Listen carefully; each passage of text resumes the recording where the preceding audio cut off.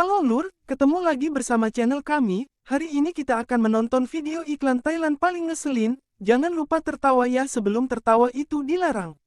Selamat menyaksikan.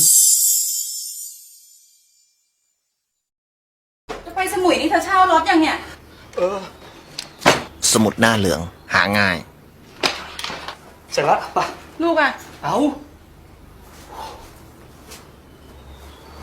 ดูลูกยังไง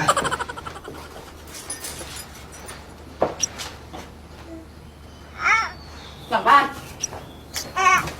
ตรงนั้น ทางโน้น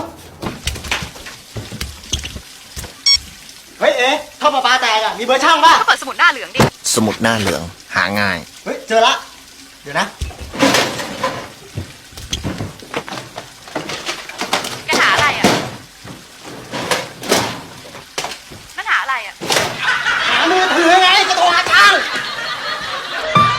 ถ้าแม่ไม่ขอร้องอ่ะ ไม่นี่มันไม่เขียนที่นี่หรอก แม่ป่วย แม่กำลังจะตาย พ่อของลูก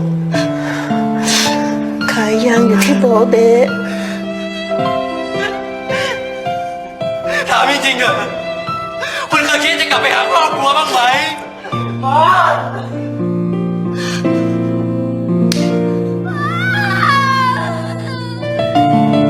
หน้าคุณเนี่ยผมยังไม่เคยเห็นโผล่มาสักครั้ง คือไม่ใช่อย่างนั้น ไม่ นะ ใช่อย่างนั้นได้ยังไง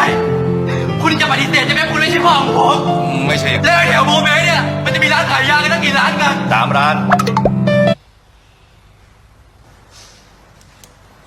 ร้านที่ตกแต่งสวยดีนะครับ ยานี้ขอบกี่นิ้วครับเนี่ย ไปเปิดไทยแลนด์เยลโล